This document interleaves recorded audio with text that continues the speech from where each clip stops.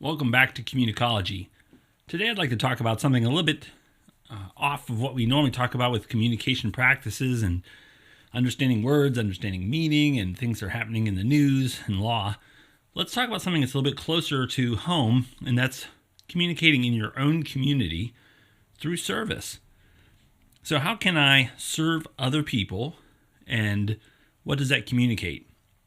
And that's something that's really important to think about because, again, you might have your life together and everything might be totally perfect in your life, and you're not thinking too much about service or about need, where there are other people who do absolutely have needs. Now, let's be honest. What are the odds that everything is really lined up well and perfectly running and everything's great in your life? There's probably some place where you wish you had a little bit of help, even if it's just a small hand in this or a small hand in that.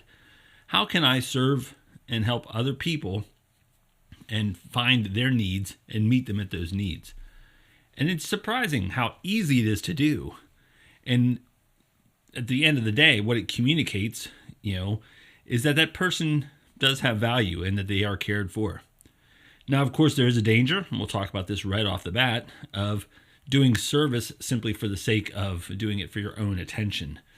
Now, that, of course, communicates something too. And people do realize, and it doesn't take them too long to figure out, that you're doing service simply to make yourself look better. You'll see this very often, where you'll see people who take selfies while they're serving. Like, look at me serving. Look at me going on this mission trip. Look at me doing this thing, helping this homeless person. Look at me, I'm at the soup kitchen. They'll do those kind of things where they're trying to seek attention instead of just taking a picture of the homeless shelter saying, hey, if you can help, here you go. Or the poor children on the mission field, taking a picture of them and saying, if you can help, here's how you can do it. They want to show themselves doing it. Now, sometimes they do this simply because they want people to see, hey, I did this neat thing, and you can too. But a lot of times it is much more narcissistic, and it communicates that, like, look at me. I'm doing a good thing. Don't you wish you could be as good as me? And pay attention to me. Congratulate me. Like my post because I'm doing good things. And that's a sad thing. That's a sad place to be because, quite frankly, people need service. They need help. And you should be thinking of them, focusing on them. And at the end of the day, we'll talk about how that communicates to them and how it communicates to other people when you do focus on the other person, not on yourself. So what is service? Well, again, we can think of service, and if we don't break it down into its bits and pieces, as some grand thing that we just maybe can or can't do. A lot of times when people think of service, they're thinking this major operation, this huge project. And, like if there's a major problem in town or in a state where a disaster happened and you think of, mobilizing to help that town recover, those things exist. Those are big things. Or you think of the whole idea of like world hunger, like where do I even start? And you think of like, if I donate $5, how's that going to help world hunger? Because we think of the huge macro level meta concepts of service and need. But the reality is service is as easy as next door. You think of your next door neighbor. Maybe you have an elderly neighbor who can't get out and shovel his or her walk. Spending an extra 5 minutes clearing their walk. What's that going to do for your time? And you don't need to knock on their door to say, hey, just so you know, I've shoveled your walk. Just shovel it and see what happens. Bless them in that way. But again, when we start looking at service, we need to be thinking of those micro levels, those easy things that we can do, especially if you're not good at service or you're currently not doing service. So you're thinking, how can I get into the world of service? Again, if you're thinking on the macro level, it's scary. So start thinking micro. How can I help people So you start looking around and seeing people who do need something. And believe it or not, it could be something as simple as a good word. I mean, you could serve people by just being nice to them. There are a lot of people out there who've had very bad days. Maybe you're one of them right now. And it's amazing how much a good, kind word will lift you up. So you're thinking like, well, is that really service? I mean, how hard is that, say a nice word? Well, given the dearth of people who don't say nice words, or the dearth of people who are hurting and need nice words, I would say that we're not very good at it as a people. So in that moment, you know what it's like when someone gives you a nice word, or a pat on the back, or a hug, or even just a fist bump. You know, it's amazing how much just noticing another person that they exist can lift them up. So again, that's a super small micro level thing that you could easily do, and it's free. It requires nearly nothing. And it requires nearly no time either, passing by another person and just saying, hey, I hope you're doing well today. You know, if you want to really surprise somebody, next time you're at the convenience store or gas station, ask the person behind the counter how they're doing. I bet they'll be shocked, you know, because they're used to just someone throwing the cash at them or pushing the things, getting it scanned and swiping the card and not even talking to them. If you said, hey, how are you today? No, really, how are you? Are you doing okay? You know, you'll surprise them because very few people ask that kind of thing. Very few people care about that kind of thing. So it's kind of important for us to step into that role and do that for people. You know, you don't need to have special permission just to be nice. You can just do it. Now, what about other like actual acts of service? Instead of words of service, what about acts of service? Well, like I said, look for short and simple things. Like next door, you've got a neighbor. They're elderly. They need someone, maybe a little help, you know, mowing their yard or shoveling snow or whatever, picking up sticks. You know, it requires nearly no work. Besides, you know, if you're like me, it's a good way to get a little bit extra exercise in. So it's easy to go out and do that kind of thing. You know, talk to somebody at your workplace or at your church. You know, is there somebody who needs a little help with something? And it could be something simple, like they need something moved that's heavy from one part of their house to another part of their house. And you've got muscles and you can help. You know, it could be something simple, like they don't have time to prepare a meal because, you know, some family member's been sick. You know, then bake an extra casserole. You know, there's all these different ways that we can do these little short, simple things that mean the world to the people that you're doing it. And again, you're thinking like, how is this service? Is this helping? Again, what we're communicating is care. I mean, you look at most people and the things that really get them down inside. It's the thought that no one notices me, that no one cares. And if you've ever been in a situation where you felt like people didn't care about you or that you didn't even get noticed, you know, that's really painful. It's one thing to be noticed and people hate you, but to be that no one even notices you, that's a terrible, terrible sentence that someone is hit with whenever, you know, they're trying to make it through life and they just feel that no one even knows that they exist. And that's when you see issues of suicide and other other issues come along like that, because people think, well, if no one notices me here when I'm alive, no one's going to notice me when I'm gone. And that's a sad thing. And then you move forward to, okay, they notice me, but no one likes me. Well, that's also a problem too. I mean, so how can I show somebody that you're noticed and that you're cared for? And it's not terribly hard. It's not like you have to trip over yourself to do all kinds of things all the time for a singular person, but just something as simple as raking leaves for the neighbor. How hard is that really? You know, and it's something you could help with. You know, making someone a plate of cookies. I mean, most people enjoy a plate of cookies. You know, so it's one of those things that you can do those kind of things. And then you can start moving up to different levels of talent and also different levels of expense. So for example, for talent, maybe you are handy and maybe you see that the neighbor's gutter is falling down, so you offer to help rehang it. Or maybe they've got a broken window and you help them replace it. Or maybe some boards on their deck are starting to get rotted and you can go over there and help them replace that too. Or they need help painting a fence, something like that. Again, requires very little time, and technically if they're paying for it, then it requires no money, but you could even pay for it, because replacing a board on the deck might set you back $8. I mean, that's nearly nothing when it comes to helping a neighbor out. So again, finding ways that you could help and do those kind of things because you have a certain talent, you have certain abilities, you own certain tools, whatever. Maybe you're artistic. Maybe you can help them, create, something that would help them in that kind of way. You can maybe create or knit a blanket or some kind of clothing or a scarf for the winter months, or maybe you can help them, put a photo collage together. They have all these pictures they want to put together, or maybe you want to make them a box of cards that they can just have cards on hand, that kind of thing, because you're good and handy with paper crafts. I mean, there's all of these different ways that you can create and help doing service just by actively doing a thing. Now, from there, of course, also I mentioned you can have money too. So if I have money, what can I do to serve? Well, it's true that you could just send money. I mean, that helps. I mean, donations help a ton because there are people who professionally do all the outreach work.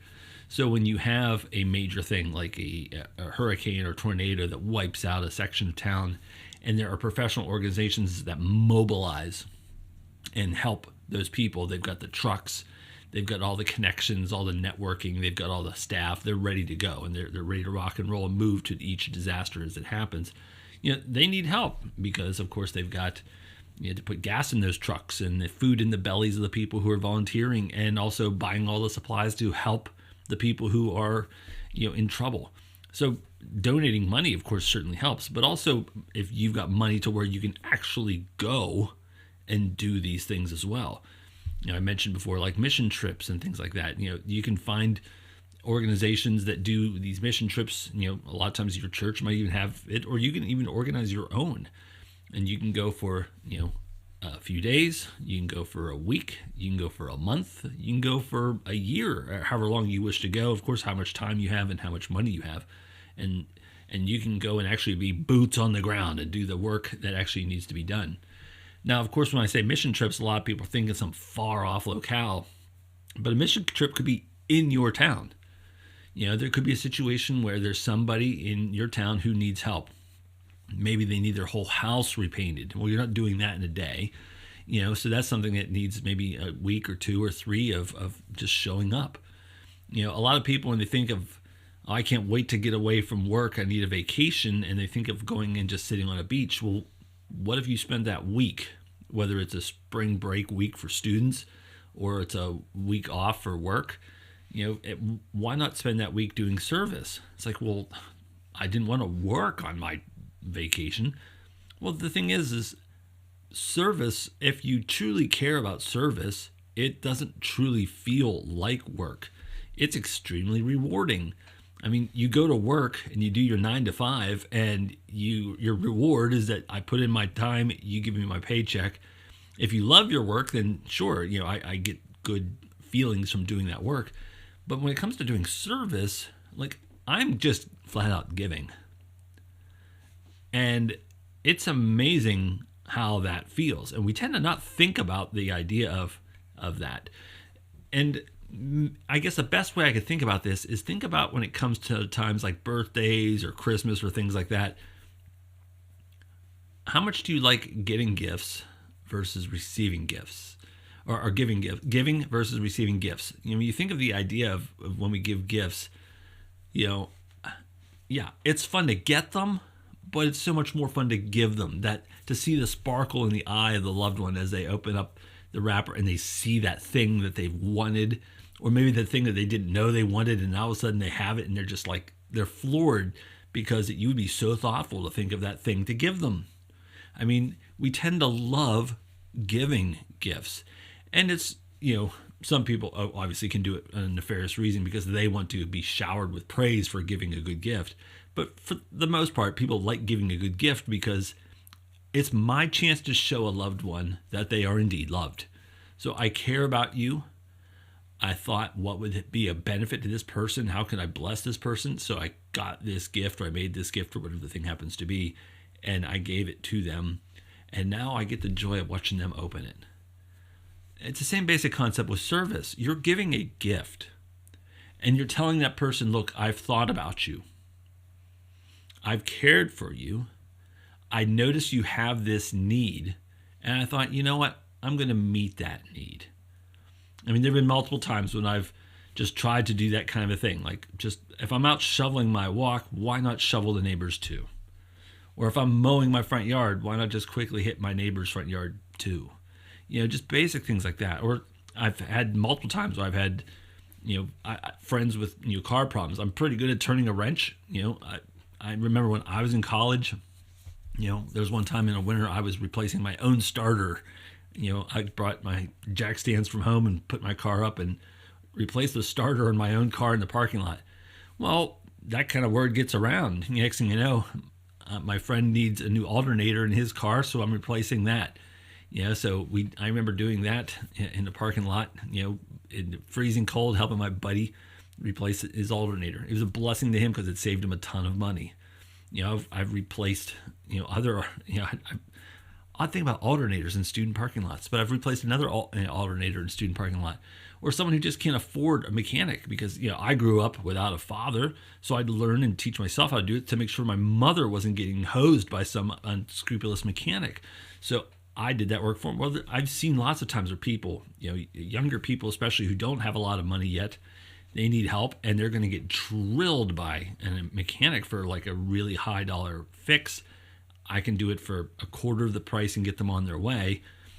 And that kind of thing. It just, most of the time, all the time really, I don't charge them. I just do I'll just give you my time because it's something I like to do.